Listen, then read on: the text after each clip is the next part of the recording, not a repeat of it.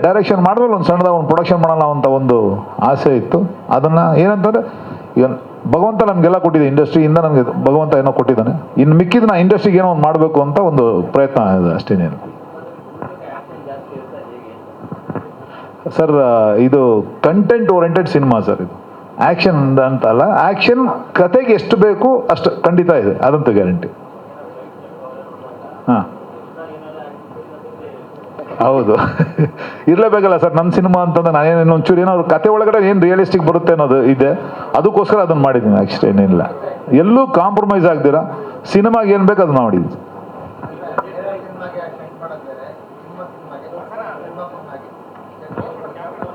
ಅದೇ ನಾನು ಹೇಳಿದ್ನಲ್ಲ ಸರ್, ಎಲ್ಲೂ ಕಾಂಪ್ರಮೈಸ್ ಆಗಿಲ್ಲ. ಇವನ್ ಇದೇ ಸಿನಿಮಾದಲ್ಲಿ ಇವಾಗ ಅನ್ಕೋಬಹುದು, ಕ್ಲೈಮ್ಯಾಕ್ಸ್ ಶೂಟ್ ಮಾಡಿದ್ವಿ ನಾವು, ಒಂದು 5 days ಶೂಟ್ ಮಾಡಿದ್ವಿ ನಾವು. ಆ್ಯಕ್ಚುಲಿ 5 days ಶೂಟ್ ಮಾಡಿದ್ಮೇಲೆ ಎಡಿಟ್ ಮಾಡಿ ನೋಡಿ ನಮಗೆ ಸ್ಯಾಟಿಸ್ಫ್ಯಾಕ್ಷನ್ ಆಗ್ದಿರಾ ನಾನೇ ಮತ್ತೆ ಎಗೇನ್ 2 days ಮತ್ತೆ ಕಂಟಿನ್ಯೂ ಮಾಡ್ಕೊಂಡು ಅದನ್ನು ಶೂಟಿಂಗು ಮತ್ತೆ ಕ್ಲೈಮ್ಯಾಕ್ಸ್ ರೀಶೂಟ್ ಮಾಡ್ಕೊಂಡು ನಾವು ಇನ್ನೂ ಬೇಕು ಅಂತ ಕತೆಗೆ ಏನು ಬೇಕು ಅದು ಮಾಡ್ಕೊಂಡ್ವಿ. ತಿರ್ಗಿ ಅದಾದ್ಮೇಲೆ ಒಂದು ವ್ಯಾನ್ದು ಒಂದು ಆ್ಯಕ್ಷನ್ ಇದೆ. ಆ ವ್ಯಾನಲ್ಲಿ ಚಿಕ್ಕದಾಗ ಇದು ಫಸ್ಟ್ ಜೀಪ್ ಅಂದ್ಕೊಂಡಿದ್ವಿ ನಾವು. ಜೀಪ್ ತುಂಬ ಚಿಕ್ಕದಾಗ್ಬಿಡುತ್ತೆ, ಆ್ಯಕ್ಷನ್ ಕರೆಕ್ಟಾಗಿ ಬರಲ್ಲ ಅಂತ ಅಂದ್ಕೊಂಡು ಮತ್ತೆ ಅದನ್ನು ವ್ಯಾನ್ ತಂದು, ಅದಲ್ಲದೆ 90s ಬೇಕಾಗಿರೋಂಥ ಒಂದು ವ್ಯಾನು ಅದನ್ನು ತೊಗೊಂಡು ಅದರಲ್ಲಿ ಒಂದು ಆ್ಯಕ್ಷನ್ ಮಾಡಿಕೊಂಡು ಎಲ್ಲೂ ಕಾಂಪ್ರಮೈಸ್ ಆಗಿಲ್ಲ. ಕತೆಗೆ ಏನು ಬೇಕು ಅಷ್ಟನ್ನು ನಾವು ಸಿನಿಮಾದಲ್ಲಿ ಹಾಕಿದ್ದೀನಿ ಸರ್. ಅಂದರೆ ಬೇರೆ ನಿರ್ಮಾಪಕರಿಗೆ ನಾನು ಕಾಂಪ್ರಮೈಸ್ ಆಗಲ್ಲ, ನಮ್ಮ ಸಿನಿಮಾದಲ್ಲಿ ನಾವು ಕಾಂಪ್ರಮೈಸ್ ಆಗ್ತೀವ?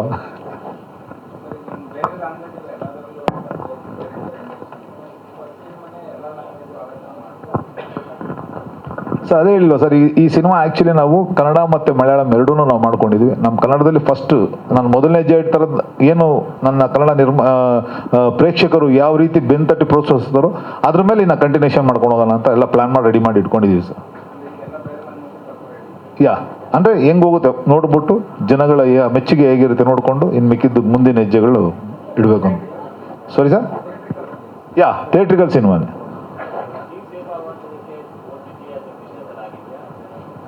ಸರ್. ಆ ಥರದ್ದೇನಿಲ್ಲ, ಸಿನಿಮಾ ಮಾಡಿದ್ದೀನಿ ನಾನು. ಸಿನಿಮಾ ಮಾಡಿ ಒಂದು ಮೊದಲನೇ ಹೆಜ್ಜೆ ಇಟ್ಟಿದ್ದೀನಿ. ಇನ್ನು ಸೇಫ್ ಮಾಡೋದು ಬಿಡೋದು ಎಲ್ಲ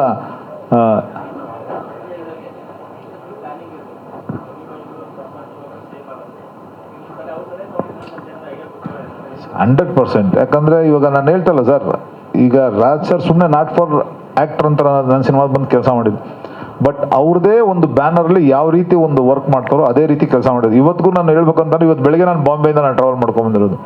ಇಲ್ಲಿಂದ ನಾನು ಯಾವುದೇ ಕೆಲಸ ಇದ್ರೂ ರವಿ ರಾಜ ಅದ್ರ ಬೆನ್ನಿಂದ ನಿಂತ್ಕೊಂಡು ಎಲ್ಲ ಪ್ರೀತಿಯಿಂದ ಕೆಲಸ ಮಾಡಿದರೆ. ಅದ್ರ ಜೊತೆಗೆ ನಮ್ಮ ನರಸಿಂಹ ಇರ್ಬೋದು, ಮತ್ತು ಮಂಜುನಾಥ್ ಇರ್ಬೋದು, ನನ್ನ ಪ್ರೊಡಕ್ಷನ್ ಟೀಮ್ ವಾಟ್ ಎವರ್ ಇವರೆಲ್ಲ ನಿಂತ್ಕೊಂಡು ಜೊತೆಲೇ ನಿಂತ್ಕೊಂಡು ಎಲ್ಲ ಕೆಲಸ ಮಾಡಿದ್ದಾರೆ. ಆಮೇಲೆ ಎಂಟೈರ್ ಡೈರೆಕ್ಷನ್ ಟೀಮ್ ಇದಕ್ಕೆ ತುಂಬ ದುಡ್ಡು ಸಪೋರ್ಟ್ ಮಾಡಿರೋ, ತುಂಬ ಒಂದು ಅದ್ಭುತವಾದಂಥ ಎಲ್ಲ ಯಂಗ್ಸ್ಟರ್ಸ್ ಡೈರೆಕ್ಷನ್ ಟೀಮ್ ಹಗಲು ರಾತ್ರಿ ತುಂಬ ಕಷ್ಟಪಟ್ಟಿದ್ದಾರೆ. ಅವ್ರಗಳ ಒಂದು ಎಫರ್ಟ್ ಈ ಸಿನಿಮಾ ಸರ್. ರಾಜ್, ಟ್ರೇಲರಲ್ಲಿ ನೋಡ್ದಂಗೆ ಟೀ ಕುಡಿಯೋದ್ರೊಳಗೆ ಕನ್ಫ್ಯೂಸ್ ಆಗಿರ್ಬೋದು, ಬಟ್ ಸಮ್ವೇರ್ ಟ್ರೇಲರ್ ಹೇಳುತ್ತೆ ರಾಜೇ ರಕ್ಕಸ ಅಂತ. ಏನ್ ಮೇಡಮ್ ನೀವು ಸ್ಟೋರಿನೇ ಕೇಳ್ತಾ ಇದ್ದೀರಾ? ಸ್ಟೋರಿ ಕೇಳ್ತಾ ಇಲ್ಲ, ಏನ್ ಮಾಡ್ಬೇಕು ನೋಡ, ಕನ್ಫ್ಯೂಸ್ ಆಗಬಾರ್ದು ಅಂತ ಕೇಳ್ತಾ ಇದ್ದೀನಿ. ಹೌದಲ್ವಾ? ನಾನು ಅವರಿಗೆ ಏನೆಲ್ಲ ಮಾಡಿ ಪಾಪ ಸುಳ್ಳು ಹೇಳಿ ದಾರಿ ತಪ್ಪಿಸ್ತಾ ಇಲ್ಲ, ಕೊಡ್ಲಿಲ್ಲ ಸರ್. ಇಲ್ಲಾಂದ್ರೆ ಎಲ್ಲ ಹಾಕ್ಬಿಡ್ತಾರೆ ಸರ್ ಅವರು. ಹೌದು. ಸೊ ಅಂದ್ರೆ ಆ ಒಂದು ಎಲಿಮೆಂಟ್ ಇದೆ. ಏನ್ ಎಲಿಮೆಂಟ್ ಅಂತ ನೀವು ಸಿನಿಮಾದಲ್ಲಿ ನೋಡ್ಬೇಕು. ಬಟ್ ಐ ಥಿಂಕ್ ಈ ಪಾತ್ರ ತುಂಬಾ ಸಟಲ್ ಪಾತ್ರ. ಈಗ ನಾನೇನು ಪಾತ್ರ ಮಾಡಿದ್ದೀನಿ ತುಂಬಾ ಸಟಲ್ ಆಗಿ ಬಿಹೇವ್ ಮಾಡುವಂತ ಪಾತ್ರ. ಸೊ ಸಟಲ್ ಆಗಿ ಬಿಹೇವ್ ಮಾಡಿದ ತಕ್ಷಣ ಅವನೊಳಗೆ ರಾಕ್ಷಸ ಇಲ್ಲ ಅಂತಲ್ಲ, ಅವನದೇ ಒಂದು ಡೀಮನ್ ಇರುತ್ತೆ ಅವನೊಳಗೆ. ಅದ್ರ ಜೊತೆ ಅವನು ಹೋರಾಟದಲ್ಲಿ ಇರ್ತಾನೆ ಅಷ್ಟೇ. It's like silence meeting action ತರ ಇದೆ ನನಗೆ ಟ್ರೇಲರ್ ನೋಡಿದಾಗ. ಅಂದ್ರೆ ಅವನ ಒಳಗಡೆ ಬಹಳಷ್ಟು ಬೇರೆ ಬೇರೆ ಸಮಸ್ಯೆಗಳಿರುತ್ತೆ ಮೇಡಮ್. ಆ ಕ್ಯಾರೆಕ್ಟರ್ ಜೊತೆಗೆ ಅದ್ರ ಜೊತೆ ಅವನು ಬಹಳ ನಾರ್ಮಲ್ ಆಗಿರ್ತಾನೆ. ಅಂದ್ರೆ ಕೆಲವು ಸಲ ನಮಗೆ ತುಂಬಾ ವರ್ಷಗಳಿಂದ ನಮ್ಮ ಸಮಸ್ಯೆ ಜೊತೆ ಬದುಕಿದಾಗ ಅದು ಸಮಸ್ಯೆ ಅಂತ ಅನ್ಸಲ್ಲ, ಅಷ್ಟು ನಾರ್ಮಲ್ ಆಗಿರ್ತಾನೆ. I think it's a story sir. It's a very simple ಒಂದು ಕಂಟೆಂಟ್. ಅಂದ್ರೆ ನಾನು ಯಾವಾಗಲೂ ಹೇಳ್ತೀನಿ ಎಲ್ಲಾ ತರದ ಸಿನಿಮಾಗಳು ಕೂಡ ಬೇಕು ಅಂತ. ಈಗ ಸೂಪ್ರಮ್ ಸೋ ಆದ್ಮೇಲೆ ನಮ್ಮ ಬ್ಯಾನರ್ ಅಲ್ಲಿ ಮತ್ತೆ ಈಗ ಕಾಮಿಡಿ ಮಾಡಬಾರ್ದು ಅಂತ ಡಿಸಿಷನ್ ತಗೊಂಡಿದ್ದು ಅದಕ್ಕೆ. ಇಲ್ಲಾಂದ್ರೆ ಏನಂದ್ರೆ ಏಕತಾನತೆ ಬಂದ್ಬಿಡುತ್ತೆ, ಒಂದು ಮೊನೋಟನಸ್ ಆಗ್ಬಿಡುತ್ತೆ. ಸಿನಿಮಾದಲ್ಲಿ ಬೇರೆ ಬೇರೆ ರೀತಿಯ ಸಿನಿಮಾಗಳು ಬರಬೇಕು ಅಂತ ನಾನು ಭಾವಿಸೋನು. ಈ ಸಿನಿಮಾ ಒಂದು ಕತೆ ಹೇಳುತ್ತೆ ಸರ್. ಒಂದು ಕಥೆಯನ್ನೇ ಗಟ್ಟಿ ಆಧಾರವಾಗಿ ಇಟ್ಕೊಂಡು ಒಂದು ಕತೆ ಹೇಳುತ್ತೆ. ಇದರಲ್ಲಿ ಏನೋ ಒಂದು ಯಾವುದೇ ಪಾತ್ರಕ್ಕೆ ಒಂದು ಹೀರೋಯಿಸಮ್ ಆ ಥರ ಏನೂ ಇರಲ್ಲ. ಆ ಕತೆಗೆ ಏನು ಬೇಕೋ ಅದೆಲ್ಲ ಇರುತ್ತೆ. But Raj B Shetty is on fire. ಇಲ್ಲ ಮೇಡಮ್, ಒಂದು 2-3 ಸಿನಿಮಾ ಮಾಡಿದ್ದೀನಿ ಅಷ್ಟೇ. ಸೊ ಬೇರೆ ಬೇರೆ ತರದ ಪಾತ್ರಗಳು, ಕೆಲವು ಪಾತ್ರಗಳು ಸ್ವಲ್ಪ ಕಮರ್ಷಿಯಲಿ ಅಕ್ಸೆಪ್ಟೆಡ್ ಆದ ಕಾರಣದಿಂದಾಗಿ ಹಾಗೆ ಕಾಣಿಸುತ್ತೆ.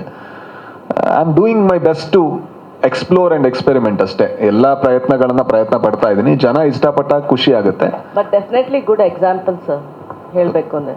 ಗೊತ್ತಿಲ್ಲ ಮೇಡಮ್, ಅಂದ್ರೆ ನನಗೂ ಇನ್ನೂ ಗೊತ್ತಿಲ್ಲ. ನಾನು ಅದನ್ನ ಕನ್ಕ್ಲೂಷನ್ ಆಗಿ ತಗೊಂಡಿಲ್ಲ. ನಾನು ಈಗಲೂ ಕೂಡ ಕಲಿಯುವಂತ ಫೇಸ್ ಅಲ್ಲಿ ಇದ್ದೀನಿ. ಸೊ ನಾನು 25ನ 26ನ ಯಾವ ತರ ಅನ್ಕೊಂಡಿದ್ದೀನಿ, ಹಲವಷ್ಟು ಕೊಲಾಬರೇಷನ್ಗಳಂತ ಅನ್ಕೊಂಡಿದ್ದೀನಿ. ಕೊಲಾಬರೇಷನ್ ಆಗಿ ನಾನೇನೋ ಕಲಿತೀನಲ್ವಾ, ಇದು ಇನ್ನೂ ಹೇಗೆ ಮಾಡಬೇಕು, ಮುಂದೆ ಹೇಗೆ ಮಾಡಬೇಕು, ನಾನು ಆ ಫೇಸ್ ಅಲ್ಲಿ ಇದ್ದೀನಿ. ಸೊ ನಾನು ಯಾವತ್ತೂ ಕೂಡ ನಾನು ಅದನ್ನ ಎಕ್ಸ್ಪೆರಿಮೆಂಟ್ ಆಗೇ ತಗೋತೀನಿ ಸಿನಿಮಾಗಳನ್ನ. ಸೊ ಗೊತ್ತಿಲ್ಲ ಅಂದ್ರೆ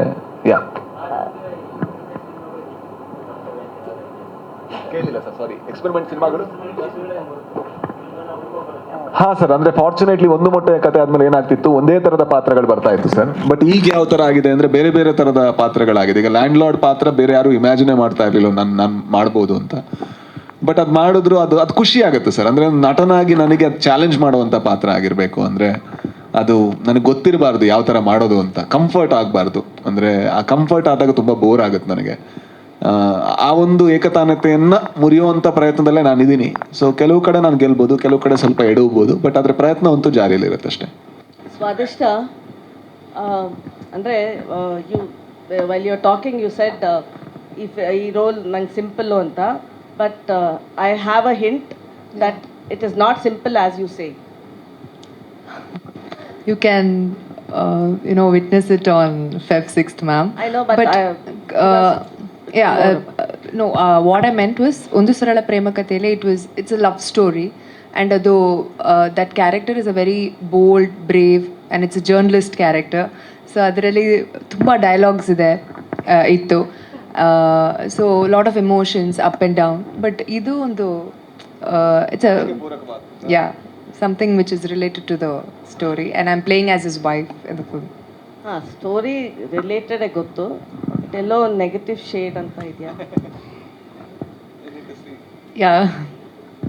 ಎಲ್ಲದಕ್ಕೂ ದಯವಿಟ್ಟು ನೋಡಿ 6ನೇ ತಾರೀಕು ನನಗೂ ಏನಾದ್ರು ಹೇಳ್ಬೇಕು. ಇಲ್ಲ ಅಂದ್ರೆ ಮೇಡಮ್ ಟ್ರೈಲರ್ ಅಲ್ಲಿ ಎಲ್ಲದೂ ಹಾಕ್ತಾ ಇದ್ವಿ. ಈಗ ನೀವು ಕತೆ ಕೇಳಿದ್ರೆ ಏನ್ ಮಾಡಿದಿರಾ, ಯಾರು ಪಾಸಿಟಿವ್ ಯಾರು ನೆಗೆಟಿವ್ ಅಂದ್ರೆ something what we saw, I'm just telling.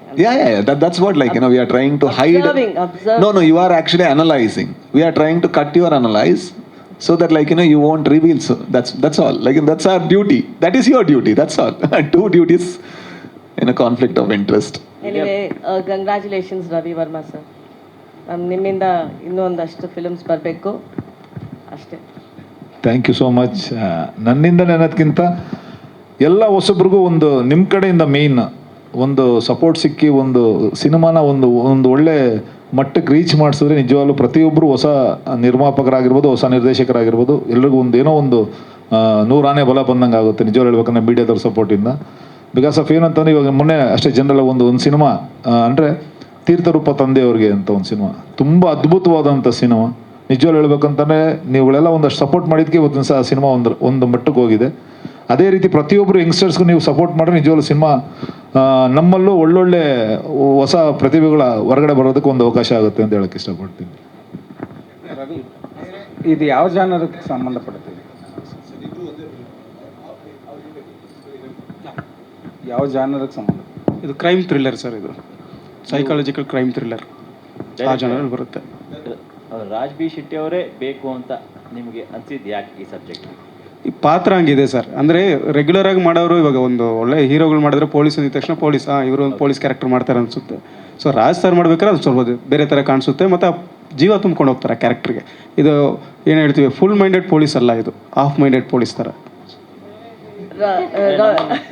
Okay, ನಮ್ಮನ್ನ ನೀವು ಕನ್ಫ್ಯೂಷನ್ ಹೇಳ್ತೀರಾ, ನಮ್ಮನ್ನ ಕನ್ಫ್ಯೂಷನ್ಗೆ ಕರ್ಕೊಂಡು ಹೋಗ್ತೀರಾ ಅಂತ. ಹಾಫ್ ಮೈಂಡೆಡ್ ಅದೇ ಸರ್, ನೋಡಿ ಎಲ್ಲ ಹಾಫ್ ಮೈಂಡೆಡ್ ಎಲ್ಲ ನನಗೆ ಬರುತ್ತೆ ನೋಡಿ ಈಗ. But I think that's the beauty. ಯಾವತ್ತೂ ಕೂಡ ಪಾತ್ರ ಪರ್ಫೆಕ್ಟ್ ಇದ್ದಾಗ ತುಂಬ ಬೋರ್ ಆಗುತ್ತೆ ಮಾಡೋದಕ್ಕೆ, ಬಟ್ ಅದು ಇಂಪರ್ಫೆಕ್ಷನ್ ಇದ್ದಾಗ ಲೇಯರ್ಸ್ ಇರುತ್ತೆ ಅಂದರೆ.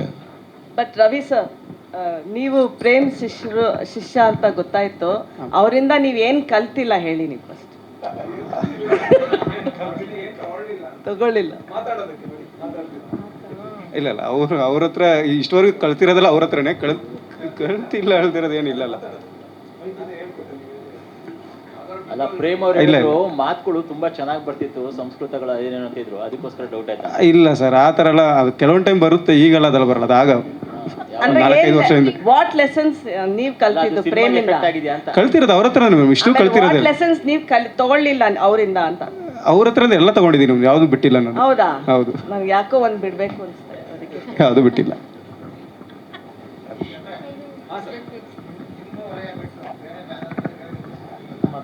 ಹೌದು ಸರ್, ಖುಷಿ ಆಗುತ್ತೆ ಸರ್. ಅದೇ ನಾನು ಹೇಳಿದೆ 25-26 ನಾನು ಕೊಲಾಬ್ರೇಷನ್ ಅಂತಲೇ ಅಂದ್ಕೊಂಡಿದ್ದೀನಿ. ಬೇರೆ ಬೇರೆ ಬ್ಯಾನರಲ್ಲಿ ಕೆಲಸ ಮಾಡಬೇಕು, ಮತ್ತು ನಮ್ಮ ಬ್ಯಾನರಲ್ಲೂ ಕೂಡ ಬೇರೆ ಹೊಸಬರಿಗೆ ಅವಕಾಶ ಕೊಡಬೇಕು, ಆ ಒಂದು ಫೇಸಲ್ಲೇ ಈಗಿದ್ದೀನಿ. ನೋಡೋಣ ಅದು ಯಾವ ರೀತಿ ರಿಸಲ್ಟ್ ಕೊಡುತ್ತೆ ಅನ್ನೋದ್ರ ಮೇಲೆ ಮುಂದೆ ಏನು ಮಾಡಬೇಕು ಅನ್ನೋದು ನಾನು ನಿರ್ಧಾರ ತಗೋತೀನಿ. ವಿಲಿಯಮ್ಸ್, ಎಷ್ಟು ದಿನ ಶೂಟಿಂಗ್ ಮಾಡಿದ್ರಿ? ಏನು ಚಾಲೆಂಜಿಂಗ್ ಆಗಿತ್ತು? ಯಾಕಂದರೆ ಪ್ರೊಡಕ್ಷನ್ ನಿಮ್ಗೆ ಗೊತ್ತಿರುತ್ತೆ ಎಷ್ಟು ಸ್ಟ್ರಾಂಗ್ ರವಿ ವರ್ಮ ಅನ್ನೋದು. ಇದೊಂದು ಟೆಕ್ನಿಷಿಯನ್ ಸಿನಿಮಾ ಅಂತಲೇ ಹೇಳ್ಬೋದು. ಯಾಕಂದರೆ ರವಿ ವರ್ಮ ಮಾಸ್ಟ್ರು ಬರೀ ಆ್ಯಕ್ಷನ್ ಮಾಡ್ಕೊಂಡು ಇದು ಮಾಡಿರಲಿಲ್ಲ, ಬಟ್ ಈ ಸಿನಿಮಾಗೆ ಒಬ್ಬ ಟೆಕ್ನಿಷಿಯನ್ಸ್ಗೆ ಏನೇನು ಬೇಕೋ ಎಲ್ಲ ಕೊಟ್ಟಿದ್ದಾರೆ. ಆಮೇಲೆ ಒಬ್ಬ ಒಳ್ಳೆ ಡೈರೆಕ್ಟ್ರು, ಆಮೇಲೆ ನಂಬರ್ ಆಫ್ ಡೇಸ್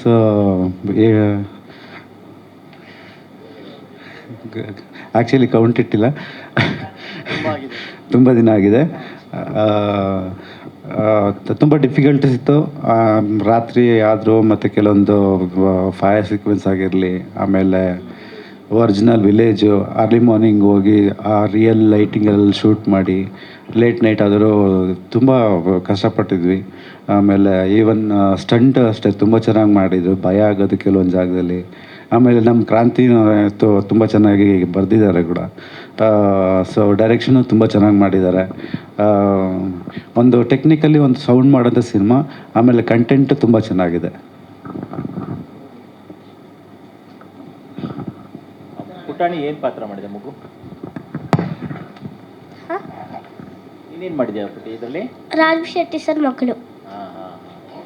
ಏನು ಓದ್ತಿರೋದು ನೀನು? Second standard. ನೀನು ಹೇಳ್ಬೋದು, ನೀನೇನು ಮಾಡ್ಬೋದು ಅಂತ ಹೇಳಿ. ಹೇಳ್ಬಾರ್ದು ಅಂತ ಹೇಳಿದರೆ ಅದಕ್ಕೆ ಅವ್ರ ಪಕ್ಕದಲ್ಲೇ ಫಿಲಮ್ ನೋಡಿ. ವೆಲ್ಕಮ್ ಟು ದ ಇಂಡಸ್ಟ್ರಿ ಅಂತ. ಎಷ್ಟನೇ ಸಿನಿಮಾ? ಇದು 10th. ಸರ್ ಸೀನಿಯರ್ ಸರ್, ಇರೋ ಎಲ್ರಿಗಿಂತ ಸೀನಿಯರು. ಸಾರಿ ಮೇಡಮ್, ಸಾರಿ. ಏನೋ ಗೊತ್ತಿಲ್ಲದೆ ಮಾತಾಡ್ಬಿಟ್ರು, ಸಾರಿ. ಏನಕ್ಕೆ ಒಪ್ಕೊಂಡೆ ಅಂತಾನ? ಅದೇ ನಾನು ಹೇಳಿದೆ ಆಗ. ಅಂದರೆ ಒಂದು ಬೇರೆ ಬೇರೆ ರೀತಿಯ ಸಿನಿಮಾಗಳು ಬರಬೇಕು. ಒಂದು ಥ್ರಿಲ್ಲರ್ ಇದು. ಸೊ ಥ್ರಿಲ್ಲರ್ಗಳಿಗೆ ಯಾವತ್ತೂ ಅದರೇ ಆದ ಸ್ಪೇಸ್ ಇದೆ, ಥ್ರಿಲ್ಲರ್ಗೆ, ಕಾಮಿಡಿಗಳಿಗೆ. ಸೊ ಇದೊಂದು ವೆರಿ ಇಂಟ್ರೆಸ್ಟಿಂಗ್ ಥ್ರಿಲ್ಲರ್. ಆ ಕಥೆಯಿಂದಾಗಿ ಆ ಸಿನಿಮಾ ಚೆನ್ನಾಗಾಗುತ್ತೆ ಅನ್ನೋ ಕಾರಣದಿಂದಾಗಿ, ಜೊತೆಗೆ ಬೇರೆ ಬೇರೆ ಒಳ್ಳೆ ಇದು ಕೊಲಾಬ್ರೇಷನ್ ಇತ್ತು. ಅಂದರೆ ರವಿ ವರ್ಮ ಅವ್ರು ಪ್ರೊಡ್ಯೂಸ್ ಮಾಡ್ತಾಯಿದ್ರು, ಪ್ರೇಮ್ ಅವರ ಹೆಲ್ಪ್ ಇತ್ತು, ಜೊತೆಗೆ William David ಅವರಿದ್ದರು, Arjun Janya ಅವರಿದ್ದರು, K M Prakash ಇದ್ದರು. ಈ ಥರ ಒಳ್ಳೆ ಟೆಕ್ನಿಷಿಯನ್ಗಳು ಬಂದರು. ನಾರ್ಮಲಿ ಅದು ಒಂದು ಮಿಡ್ ಬಜೆಟ್ ಅಥವಾ ಒಂದು ಈ ಥರ ಸಿನಿಮಾಗಳಿಗೆ ಅದು ಆಗಲ್ಲ. ಬಟ್ ಆದರೆ ಎಲ್ಲೂ ಕೂಡ ಅದು ಫ್ರೇಮಲ್ಲಿ ಕಾಣಬಾರ್ದು ಅನ್ನೋದು ನಮ್ಮ ಹಠ ಇತ್ತು. ಅಂದರೆ ಅದು ನೋಡಬೇಕಾದ್ರೆ ಆ ಎಕ್ಸ್ಪೀರಿಯನ್ಸಿಗೆ ಯಾವುದೇ ಕೊರತೆ ಇರಬಾರ್ದು ಅಂತ ನಾವು ಅದೇ ರವಿ ವರ್ಮ ಅವ್ರ ಹತ್ರ ಹೇಳಿ, ಖರ್ಚು ಎಲ್ಲ ಅಗತ್ಯ ಇದೆ ಅಲ್ಲಿ ಮಾಡೋಣ, ಇಲ್ಲಾಂದರೆ ಜಾಸ್ತಿ ಕೆಲಸ ಮಾಡೋಣ ಅನ್ನೋವಂಥ ಐಡಿಯಾದಲ್ಲೇ ಮಾಡಿದ್ದು. ಸೊ ಆ ಐಡಿಯಾದಲ್ಲಿ ಮಾಡಿದ್ದೀವಿ. ಅದು ಈ ಸಿನಿಮಾಗೆ ಎಷ್ಟು ಅಗತ್ಯ ಇದೆ ಅಷ್ಟು ತುಂಬ ಚೆನ್ನಾಗಿ ಪ್ರೊಡ್ಯೂಸ್ ಮಾಡಿದ್ದಾರೆ. ಹಾಂ ಹಾಂ, ಅಲ್ಲಲ್ಲ, ನಾ ಹೇಳಿದ ಬೇರೆ ಬೇರೆ ಥರದ ಸಿನಿಮಾಗಳು ಬರಬೇಕು ಅಂತ. ಒಂದು ಸಣ್ಣ ಸಿನಿಮಾಗಳು ಬರಬೇಕು, ಒಂದು ದೊಡ್ಡ ಸಿನಿಮಾಗಳು ಬರಬೇಕು. ಸೊ ನಾ ದೊಡ್ಡ ಸಿನಿಮಾಗಳಲ್ಲಿ ಕೆಲಸ ಮಾಡಿದ್ದೀನಿ, ಅದ್ರ ಜೊತೆಗೆ ಒಂದು ಮಿಡ್ ಬಜೆಟ್ ಸಿನಿಮಾಗಳಲ್ಲಿ ಕೆಲಸ ಮಾಡಬೇಕು ಅಂತ ಆಸೆ ಇತ್ತು. ಒಂದು ಕಂಟೆಂಟ್ ಮಾತ್ರ ಇಟ್ಕೊಂಡು ಮಾಡುವಂಥ ಸಿನಿಮಾ ಅದು ರಕ್ಕಸಪುರದೋಳು ಅಂತ ನನಗನ್ಸುತ್ತೆ.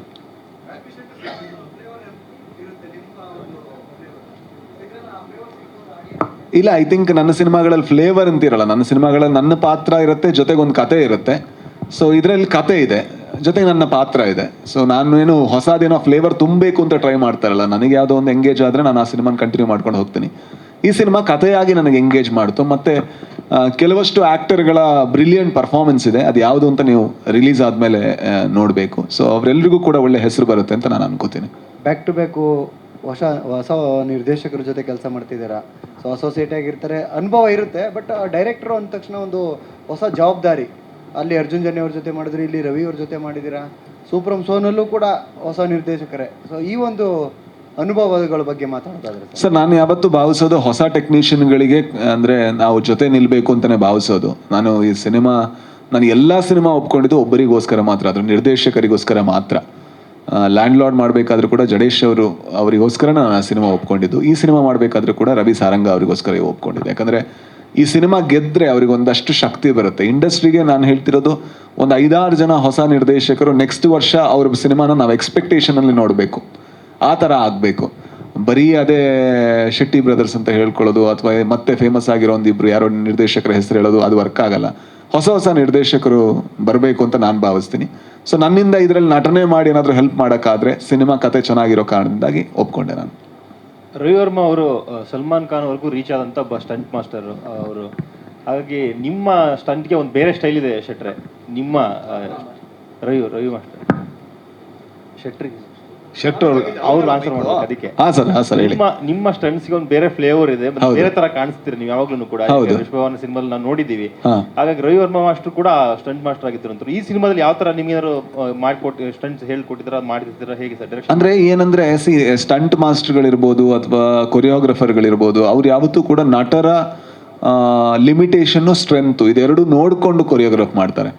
ನಾನು ಅಲ್ಲೇನೋ ಮಾಡಿದ್ದೆ, ಇಲ್ಲ ಅದನ್ನ ಮಾಡಬೇಕು ಅಂತ ಯಾವತ್ತೂ ಭಾವಿಸಲ್ಲ. ಇಲ್ಲಿ ಕತೆಗೆ ಎಷ್ಟು ಅಗತ್ಯ ಇದೆ, ಇಲ್ಲ ಅವ್ನ ಕತೆಗೆ ಯಾರ ಜೊತೆ ಹೊಡೆದಾಡಿದ್ರೆ ಯಾವ ರೀತಿ ಹೊಡೆದಾಡ್ತಾನೆ, ಅವ್ನ ಎದುರುಗಡೆ ಇರುವಂಥ ಕ್ಯಾರೆಕ್ಟರ್ಗೆ ಎಷ್ಟು ಫಿಸಿಕಲ್ ಲಿಮಿಟೇಷನ್ ಇದೆ, ಯಾವ ಏಜ್ ಇದೆ, ಅದರಿಂದಾಗಿ ಆ ಒಂದು ಕೊರಿಯೋಗ್ರಫಿ ಹುಟ್ಟುತ್ತೆ ಹೊರತು ಸೊ ಅವ್ರು ಯಾರು ಅನ್ನೋ ಕಾರಣಕ್ಕೋಸ್ಕರ ಅಲ್ಲ. ರವಿವರ್ಮ ಅವರು ಕೂಡ ಇದರಲ್ಲಿ ನನ್ನ ಪಾತ್ರಕ್ಕೇನು ಆ ಲಾಜಿಕಲ್ಲಲ್ಲಿ ಒಂದು ಆ ಲಾಜಿಕ್ ಇಟ್ಕೊಂಡೇ ಕೊರಿಯೋಗ್ರಫಿ ಮಾಡಿದ್ದಾರೆ. ಅದರಲ್ಲಿ ಯಾವ ರೀತಿ ಎನ್ಹ್ಯಾನ್ಸ್ ಮಾಡ್ಬೋದು ಅದೆಲ್ಲದನ್ನು ಕೂಡ ಮಾಡಿದ್ದಾರೆ. ನಾನು ನನ್ನಿಂದ ಎಷ್ಟು ಸಾಧ್ಯನೋ ಅಷ್ಟು ಪ್ರಯತ್ನ ಪಟ್ಟಿದ್ದೀನಿ.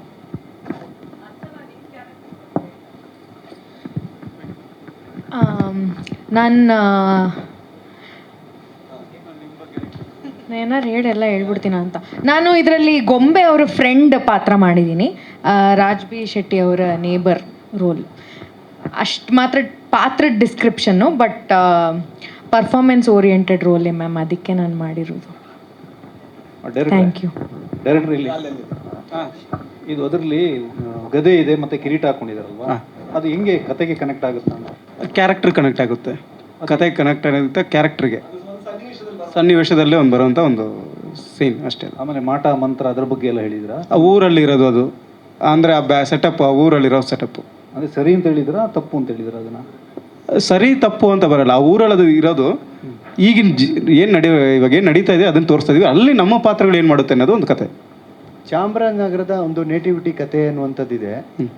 ಸೊ ಕೊಳ್ಳೆಗಾಲದಲ್ಲಿ ಒಂದು ಕಾಲದಲ್ಲಿ ಆ ರೀತಿಯಾದಂಥ ಮಾತುಗಳನ್ನ ನಾವು ಕೂಡ ಕೇಳಿದ್ವಿ, ನಿಂಬೆಹಣ್ಣು, ಮಾಟ ಮಂತ್ರ.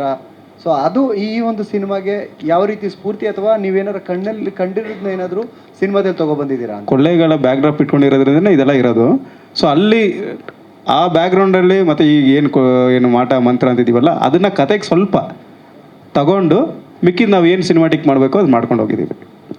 ಮಂಗಳೂರು ಶೆಟ್ರನ್ ಕರ್ಕೊಬಂದು ಇಲ್ಲಿ ಕೊಳ್ಳೇಗಾಲದ ಭಾಷೆ ಅವರು ಮಂಗಳೂರು ಇತ್ತು ನಿಮಗೆ? ಬರೀ ಮಂಗಳೂರಿಗೆ ಸೀಮಿತ ಅಲ್ವಲ್ಲ ಅವರು?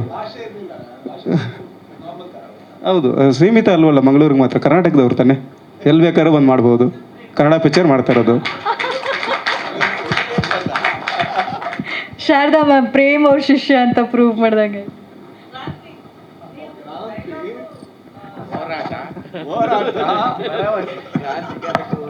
ಹಾಂ ಮ್ಯಾಮ್, ಹೌದು ಮೇಡಮ್, ಸಿದ್ದಯ್ಯ ಸಾಂಗ್ ನಾನೇ ಬರ್ದಿರೋದು.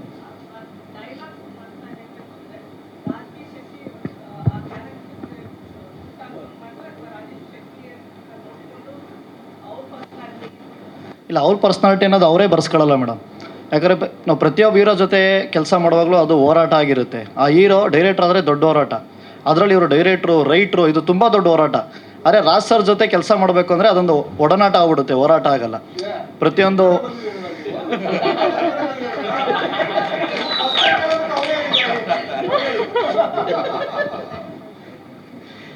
ಆ ಥರ ಮೇಡಮ್, ಅವ್ರ ಜೊತೆ ನಾವು ಸ್ಕ್ರಿಪ್ಟ್ನ ಹೇಳ್ದಾಗಿಂದ ಆಗಿರ್ಬೋದು, ಆ ಪಾತ್ರ ಡಿಸೈನ್ ನಾವು ಚೇಂಜ್ ಮಾಡಿದಾಗಿಂದ ಆಗಿರ್ಬೋದು, ಅವರೇ ಸ್ಕ್ರಿಪ್ಟ್ ಜೊತೆ ಮೂವ್ ಆಗೋದ್ರಿಂದ ನಮಗೆ ತುಂಬ ಈಸಿ ಆಗುತ್ತೆ. ಆಮೇಲೆ ಮಾದೇಶ್ವರಂ ಬೆಟ್ಟ ಆ ಸ್ಲ್ಯಾಂಗು, ಆ ನೇಟಿವಿಟಿಲಿರುತ್ತೆ. ರಾಜ್ಬಿ ಶೆಟ್ಟಿ ಸರ್ ಪಾತ್ರ ತುಂಬ ವಿಭಿನ್ನವಾಗಿದೆ. ಇದು ಬೇರೆ ಥರ ಕತೆ ಕೇಳ್ಬೋದು ಮೇಡಮ್, ಪ್ರೊಡ್ಯೂಸರ್ ಯಾರು ಇದ್ದರೆ ನೀವೇ ಹೇಳ್ಬಿಟ್ರೆ ಒಳ್ಳೇದು ಮೇಡಮ್. ತುಂಬ ಒಳ್ಳೆ ಕತೆಗಾರ ಮೇಡಮ್, ನಾನು ಪ್ರೊಡ್ಯೂಸರ್ ಹುಡುಕ್ತಿದ್ದೀನಿ. ಸರ್ ಸಿದ್ದಯ್ಯ ಸ್ವಾಮಿ ಬನ್ನಿ ಅನ್ನೋದು ಆ ಲೈನ್ ಮಾತ್ರ ಸರ್, ಅದು ಮೂಲ ಜಾನಪದ. ಯಾಕಂದರೆ ಸಿದ್ದಯ್ಯ ಅನ್ನೋ ಥೀಮ್ ಮೇಲೆ ನಾವು ವರ್ಕ್ ಮಾಡಿದ್ದು. ಸಿದ್ದಯ್ಯ ಸ್ವಾಮಿ ಬನ್ನಿ ಅನ್ನೋದು ಜನಗಳಿಗೆ ತುಂಬ ಕನೆಕ್ಟೆಡ್ ಅನ್ನೋ ವರ್ಡು ಸರ್. ಆ ಥೀಮ್ನ ಇಟ್ಕೊಂಡು ನಾವು ಸಾಂಗ್ನ ಬರೆದಿರೋದು ಸರ್. ಹಾಂ ಸರ್, ಯಾಕಂದರೆ ಮ್ಯೂಸಿಕ್ಕು ಇನ್ಚಾರ್ಜ್ ಅವರೇ ಆಗಿರೋದ್ರಿಂದ ಅವ್ರದ್ದೇ ಅದು ಐಡಿಯಾ ಅಲ್ಲಿಂದ. All the best master. Thank you sir. ಆಮೇಲೆ ಈ ಸಿನಿಮಾದಲ್ಲಿ ಮೋಹನ್ ಬಿ ಕೆರೆ ಅವರು ಆರ್ಟ್ ಡಿಪಾರ್ಟ್ಮೆಂಟ್ ವರ್ಕ್ ಮಾಡಿದ್ದಾರೆ, ಮತ್ತು ರಾಜನ್ ಅವ್ರು ಮಾಡಿದ್ದಾರೆ, ಮತ್ತು ಆಕಾಶ್ ಆಡಿಯೋ, ಆನಂದ್ ಡಬ್ಬಿಂಗು ಎಲ್ಲ. ಅಂದರೆ ಇವತ್ತಿನ ದಿವಸ ಏನು ನಮ್ಮ ಇಂಡಸ್ಟ್ರಿಯಲ್ಲೆಲ್ಲ ದೊಡ್ಡ ದೊಡ್ಡ ಸಿನಿಮಾಗಳು ಮಾಡ್ತಾ ಇದ್ದಾರೆ, ಆ ಥರ ಎಲ್ಲ ಒಂದು ದೊಡ್ಡ ಸಿನಿಮಾದಲ್ಲಿ ಮಾಡೋವಂಥವ್ರು ಬಂದು ಈ ಸಿನಿಮಾದಲ್ಲಿ ಕೆಲಸ ಮಾಡಿದ್ದಾರೆ. ಬಟ್ ಅವರ ಒಂದು ಎಲ್ಲ ಒಂದು ಎಫರ್ಟು ಎಲ್ಲ ಒಂದು ಅವ್ರು ಮಾಡಿರೋಂಥ ಒಂದು ಆನೆಸ್ಟ್ ವರ್ಕ್ ಇವತ್ತಿನ ಸಹ ಯಾವುದಲ್ಲೂ ಕಾಂಪ್ರಮೈಸ್ ಆಗದಿರೋ ಥರ ಇರೋದಕ್ಕೆ ಇದೇ ಒಂದು ಮೂಲ ಇದು ಅಂತ ಹೇಳೋಕ್ಕೆ ಇಷ್ಟಪಡ್ತೀನಿ. Thank you. And Arjun sir, thank you so much. ಅದ್ಭುತವಾದಂಥ ಸಂಗೀತ ಕೊಟ್ಟಿದ್ದೀರಾ. ನಾನು ಅವಲ್ಲೇ ತಮ್ಮ ಹೆಸರು ಹೇಳೋದು ನಾನು ಮರ್ತುಬಿಟ್ಟೆ. Thank you so much. ಹೌದು, ಅವರೇ ಒಂದು ಸಾಂಗಲ್ಲೂ ಕೂಡ ಒಂದು ಪರ್ಫಾರ್ಮ್ ಮಾಡಿದ್ದಾರೆ, ಅವರೇ ಇಲ್ಲ ಇದು ಮಾಡಿದ್ದಾರೆ.